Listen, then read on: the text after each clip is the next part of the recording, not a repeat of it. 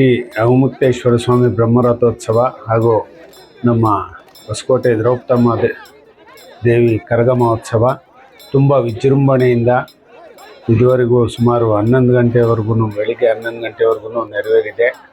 ಅದರಲ್ಲಿ ಹೊಸಕೋಟೆಯ ಭಕ್ತಾದಿಗಳು, ಇಲ್ಲಿನ ಎಲ್ಲ ಮುಖಂಡರುಗಳು, ನಮ್ಮ ಪೇಟೆಯ ನಮ್ಮ ಹೊನ್ನಿಕುಲಸ್ತ್ರ ಗೌಡರು, ಯಜಮಾನರು, ಗಣಾಚಾರಿಗಳು ಹಾಗೂ ಎಲ್ಲ ಕಮಿಟಿ ಸದಸ್ಯರುಗಳು,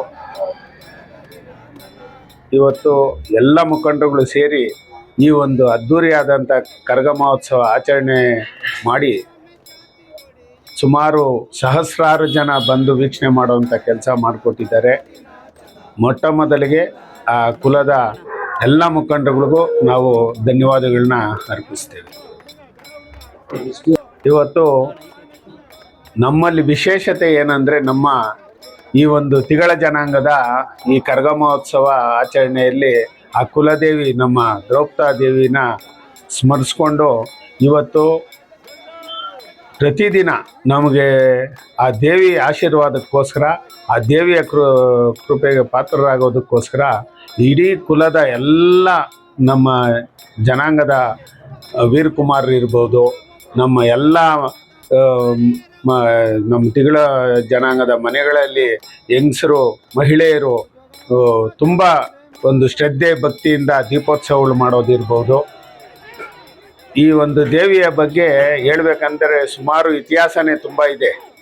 ಅದರಲ್ಲಿ ನಾವು ಸೂಕ್ಷ್ಮವಾಗಿ ಹೇಳೋದಾದರೆ, ಈ ಒಂದು ವೀರಕುಮಾರರು ಸುಮಾರು ದಿನೇ ದಿನೇ ಅವರ ಒಂದು ಕುಟುಂಬದಲ್ಲಿ ಏನೇ ಒಂದು ಆಗುವಾಗುಗಳಾದ್ರೂ ಆ ಒಂದು ದೇವಿಗೆ ಒಂದು ಭಕ್ತಿಯಿಂದ, ಶ್ರದ್ಧೆ ಭಕ್ತಿಯಿಂದ ನಾವು ವೀರಕುಮಾರರಾಗ್ತೀವಿ ಅಂತೇಳಿ ವರ್ಷಕ್ಕೊಮ್ಮೆ ಒಂದು 30 ಜನ 40 ಜನ ಹಿಂಗೆ ಎಕ್ಸಸ್ ಆಗ್ತಾನೇ ಇದ್ದಾರೆ, ಸೇರ್ಪಡೆ ಆಗ್ತಾನೇ ಇದ್ದಾರೆ.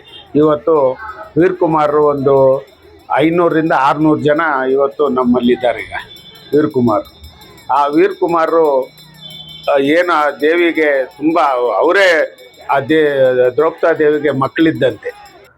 ಅದು ಇತಿಹಾಸದಲ್ಲಿ ನೀವು ತಿಳಿದಂಥವ್ನು ಕೇಳಿದ್ರೆ ಹೇಳ್ತಾರೆ, ಏನು ವೀರಕುಮಾರ್ ಯಾರು, ಗೌಡ ಯಜಮಾನರು ಹೆಂಗೆ ಬಂದರು ಏನು ಅನ್ನೋದು ಈಗಾಗಲೇ ನಿಮ್ಮಲ್ಲಿ ಇದೆ, ಅದರದ್ದು ಪ್ರತೀತಿ ಏನು ಅನ್ನೋದು. ಅದರಂತೆ ಇವತ್ತು ನಾವು ತುಂಬ ಶ್ರದ್ಧೆ ಭಕ್ತಿಯಿಂದ ಈ ಒಂದು ಕರಗ ಮಹೋತ್ಸವಕ್ಕೆ ಎಲ್ಲ ನಾವು ಭಕ್ತಾದಿಗಳು ಸೇರಿ ಇವತ್ತು ಸುಮಾರು ತುಂಬ ಒಂದು ವಾತಾವರಣ ನಮಗೆ ದೇವರೇ ಮಳೆ ಹನಿ ಬಂದು ಆದಷ್ಟು ತಣ್ಣಗಾಗಿದೆ.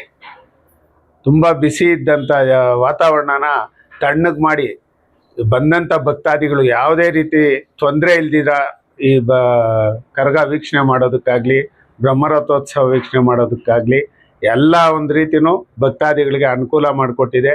ಅದಕ್ಕೋಸ್ಕರ ಆ ದೇವರಲ್ಲಿ ನಾವು ತುಂಬ ಅಭಿನಂದನೆಗಳನ್ನ ಆ ದೇವ್ರಿಗೋಸ್ಕರ ನಾವು ಅಭಿನಂದನೆ ಮಾಡ್ತೀವಿ.